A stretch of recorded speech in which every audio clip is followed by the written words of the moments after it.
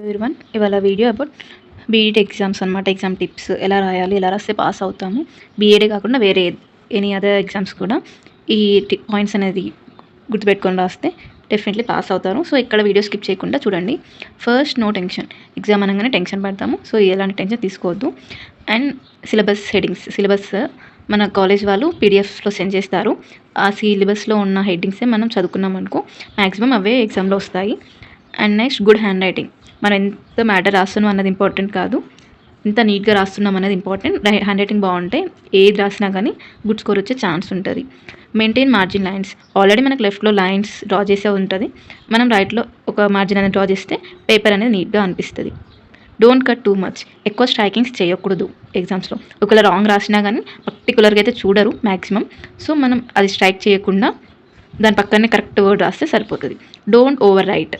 మనకి మెన్షన్ చేస్తారు అక్కడ, లాంగ్లో 3 పేజెస్ కన్నా ఎక్కువ రాయరాదు అండ్ షార్ట్లో 1 పేజ్ కన్నా ఎక్కువ రాయరాదు అని ఆల్రెడీ మెన్షన్ చేస్తారు. కాబట్టి ఎక్కువ ఓవర్గా రాయడం వల్ల కూడా సోది రాస్తున్నారని పేపర్ కొట్టేయడం జరుగుతుంది.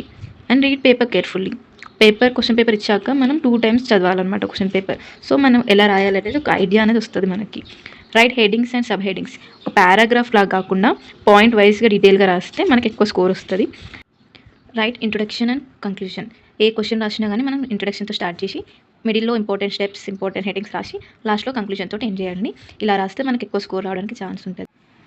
Attempt all questions. ఏ క్వశ్చన్ మిస్ చేయకుండా అన్ని క్వశ్చన్స్ రాయడానికి ట్రై చేయండి. And start with known question. First part A or part B మనకు తెలిసిన క్వశ్చన్ నుంచి స్టార్ట్ చేయండి. అండ్ పార్ట్ బి నుంచి స్టార్ట్ చేయడానికి ట్రై చేయండి, ఎందుకంటే లాంగ్ క్వశ్చన్స్ 5 రాసినా మనం పాస్ అయ్యే ఛాన్స్ ఉంటుంది. షార్ట్ క్వశ్చన్స్ 5 ఉంటాయి, 20 మార్క్స్. అవి ఎంతసేపు రాసినా 20 మార్క్స్ కన్నా ఎక్కువ రావు, కాబట్టి పాస్ అయ్యే ఛాన్స్ చాలా తక్కువ ఉంటుంది. So better start with part B. నేనైతే పార్ట్ బి నుంచి స్టార్ట్ చేస్తాను. And time management. లాంగ్లో 5, షార్ట్లో 5, టోటల్ 10 క్వశ్చన్స్ రాయాలి కాబట్టి మనకు టైం అనేది సరిపోదు.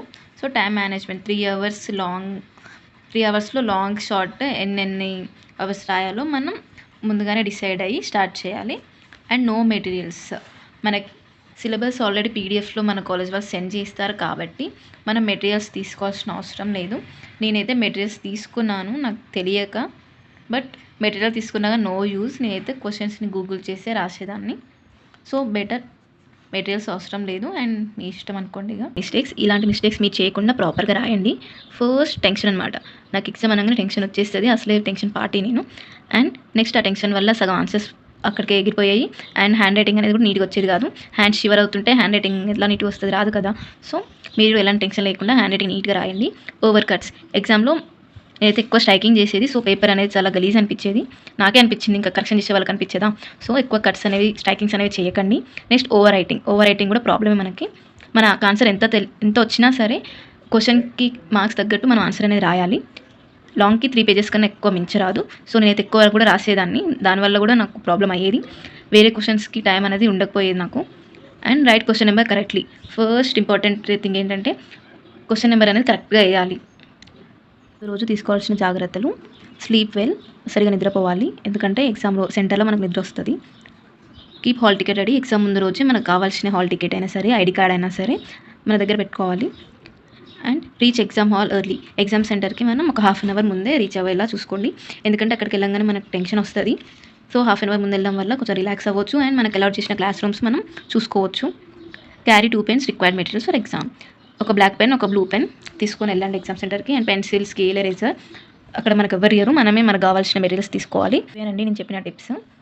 ఈ టిప్స్ కనుక మీరు ఫాలో అయితే డెఫినెట్లీ మీరు ఎగ్జామ్లో పాస్ అవుతారు. అండ్ నేను చేసిన మిస్టేక్స్ అయితే మీరు చేయకండి. ఎగ్జామ్ ప్రజెంటేషన్ అయితే నీట్గా చేయండి, ఎక్కువ స్కోర్ రావడానికి ఛాన్స్ ఉంటుంది. అండ్ ఎగ్జామ్స్లో పారాగ్రాఫ్గా కాకుండా హెడ్డింగ్స్, సబ్ హెడ్డింగ్స్ అనేది మెయింటైన్ చేయండి. అండ్ ఇంపార్టెంట్ అనిపించిన పాయింట్స్ కానీ, వర్డ్ కానీ అండర్లైన్ చేయడానికి ట్రై చేయండి, సో దట్ ఎక్కువ మార్క్స్ రావడానికి ఛాన్స్ ఉంటుంది. సో ఇవేనండి బీఎడ్కి రిలేటెడ్ టిప్స్. మీకు కనుక వీడియో నచ్చితే please do like, share and subscribe. For more updates subscribe to my channel. Thank you for watching.